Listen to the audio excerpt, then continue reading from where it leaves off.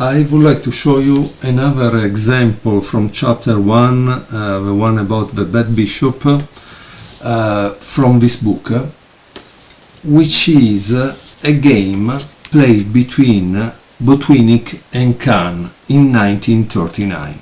Now the question is, how did the author found such an example?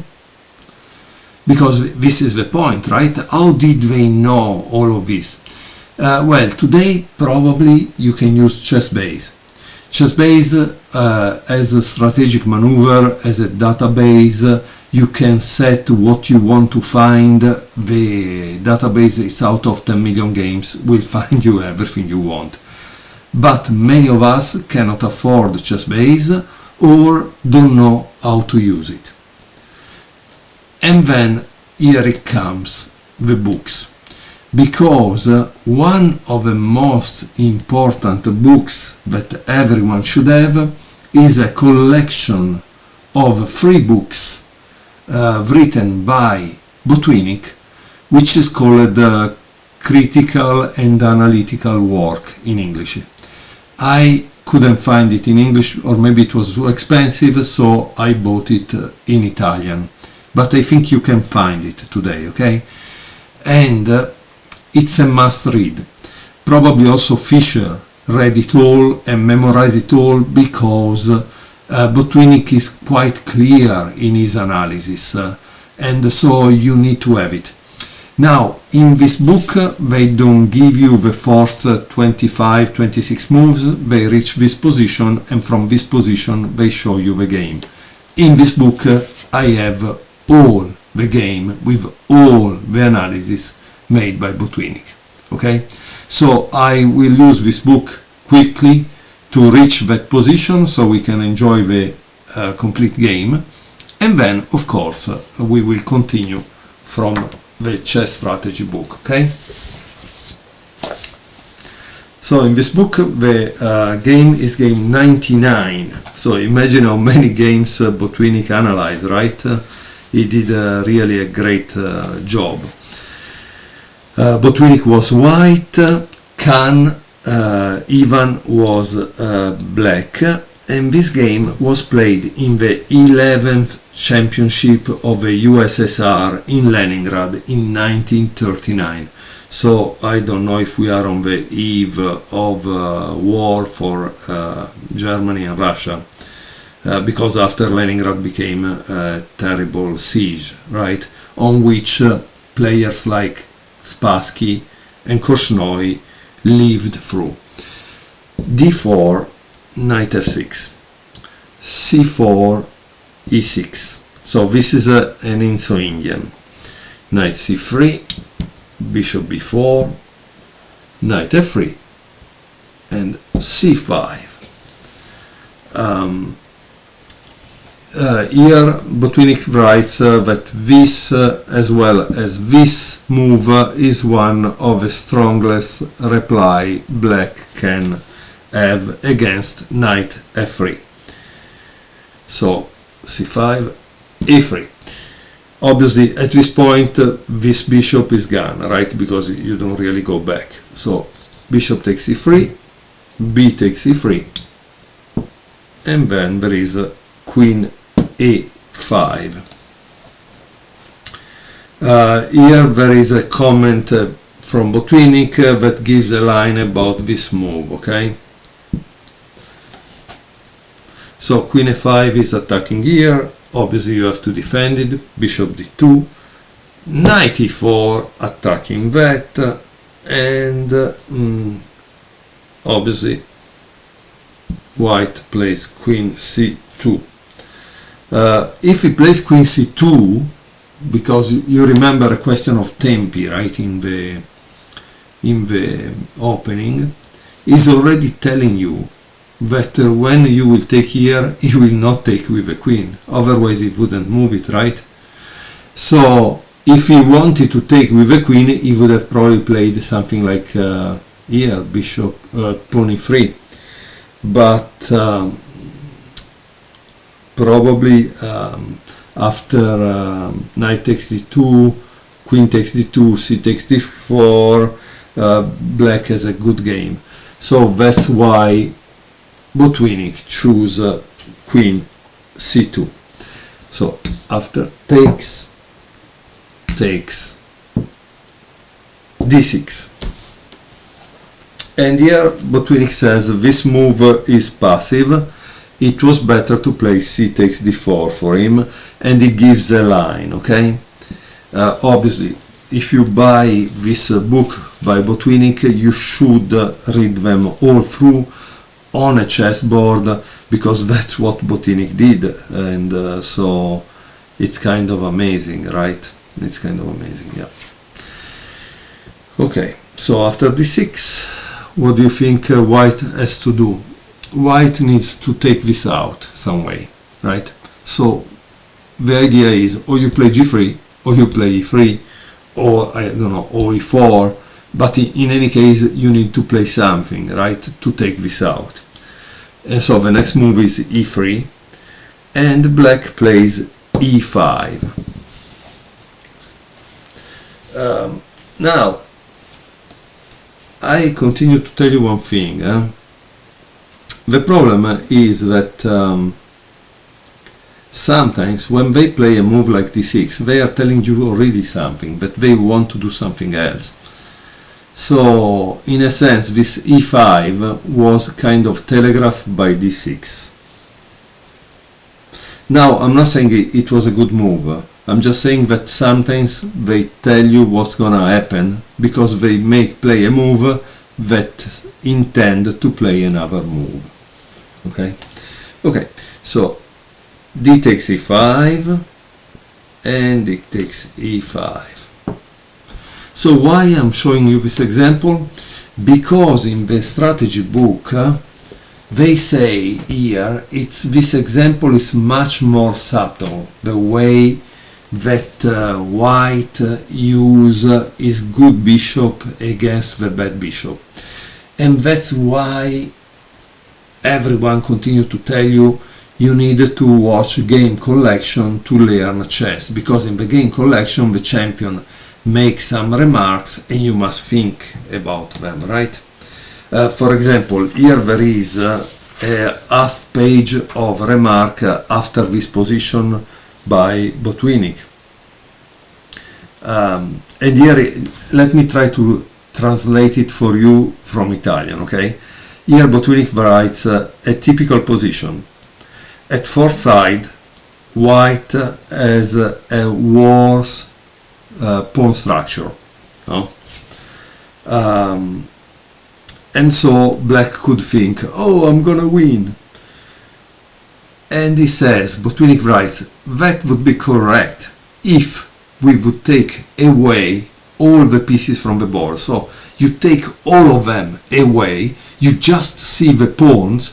Yes, White has a worse pawn structure because this is isolated, these are doubled and isolated, so these are three targets to be shot, right?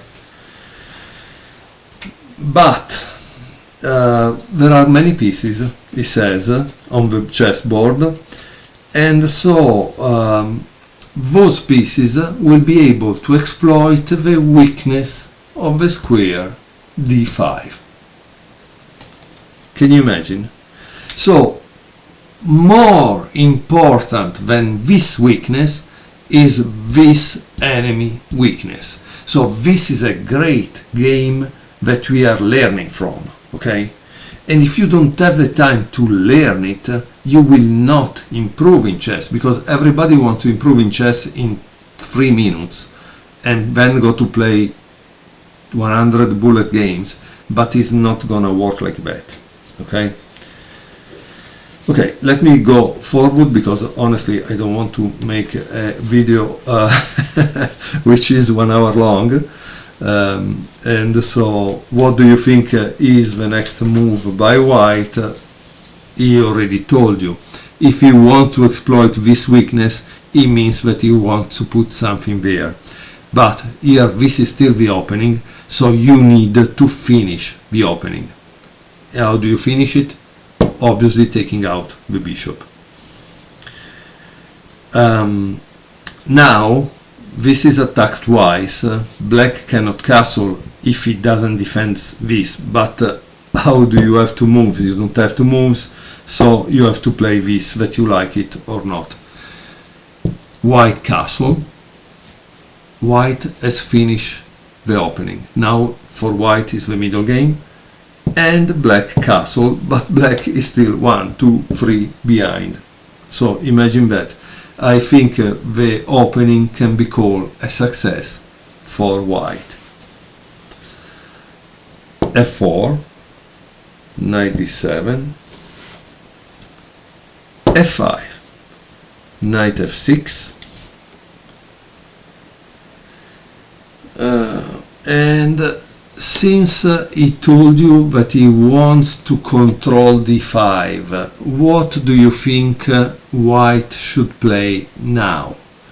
Again, as you can see, I always try to make the video asking you questions, because if you just watch the game you will not learn anything. You are the white side, you need to think. What would you play if you were white? In this case you are like Botvinnik, right? And the right move is knight e4. Why knight e4 is the right move? Because he wants to take away this knight from controlling d5, because this bishop will probably go here. Okay, obviously also black is not silly, he doesn't want to give up that knight so easily, so he plays queen d8, but unfortunately you can't really avoid that. Now the question is this, it seems that there was a trap here, you couldn't take this pawn.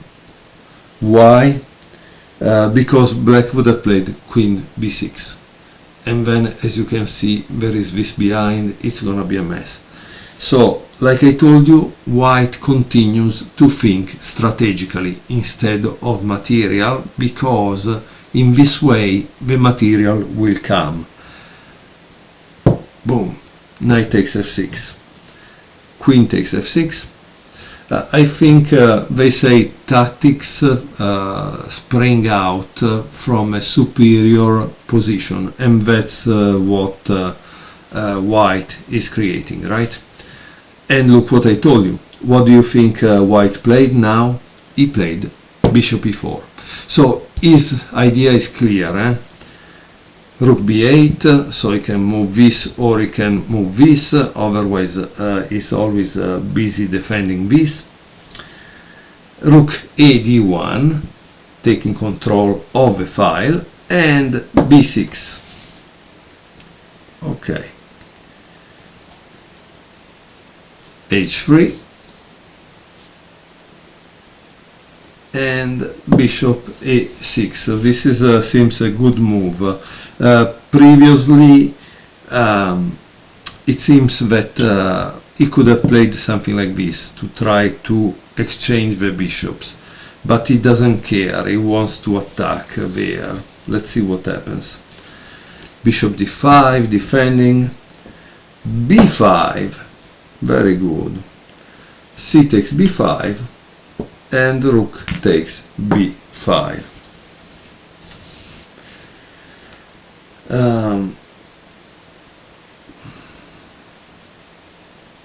So probably now would have been better to play this, and then when he played this, to play this one, so there would have been a fight for that diagonal. c4, rook b6, and rook b1. As you can see, imagine, this was a great move. Obviously it wasn't written as a great move, but it is. Why? Because it doesn't want to allow bishop b7 now. That's amazing. So that's the thing. Here probably I should have asked you what would you have done next, because this is a kind of move that probably is difficult to find, right? Rook d8, rook takes b6, a takes b6. Okay, let me see if we are in that position. yes, we are in this position, after which the diagram starts. Okay, so now we close the Botvinnik book and we go to our chess strategy book.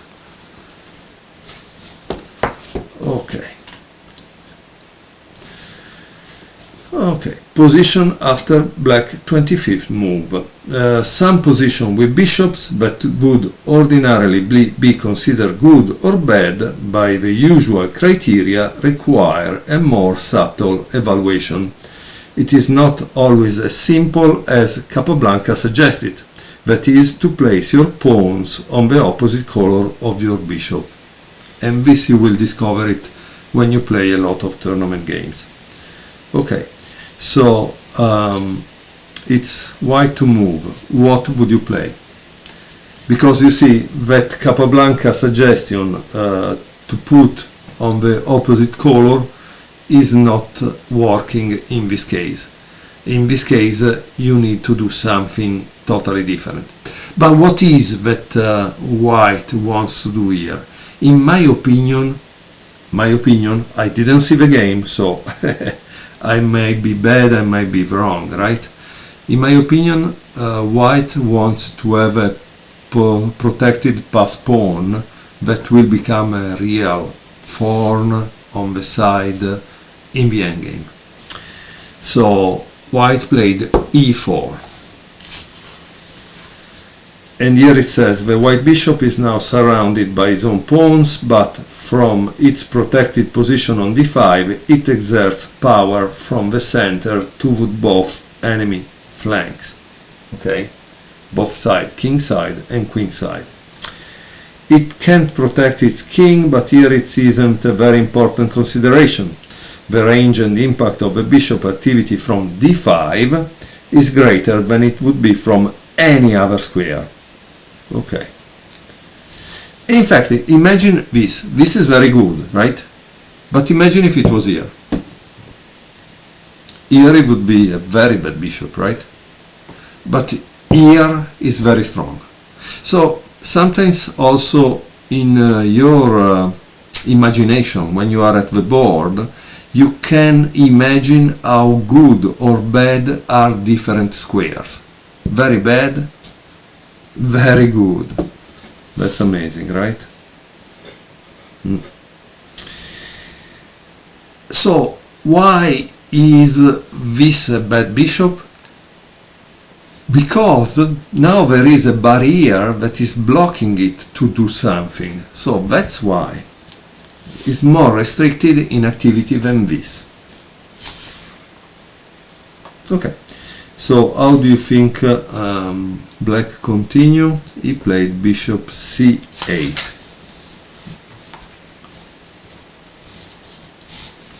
Queen a4, bishop d7. So he was trying to activate his bishop. Queen a7. And now there is bishop e8.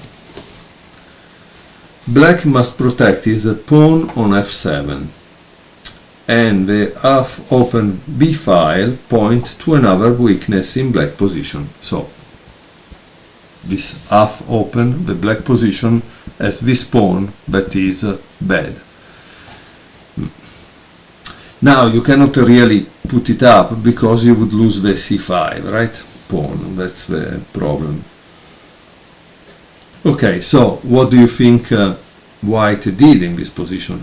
Obviously he focused on attacking a weakness. What is the weakness? The pawn b6. So he plays rook b1. Black defends, rook d6. And now obviously you want to fix the weakness. And how do you fix it? With a4. Because so this cannot be pushed, right? King h7, a5. This is even more difficult to think about it, yeah, because now the weakness is passed on this one, but it's a little more difficult to protect. Yeah, that's amazing. Very good. Wow.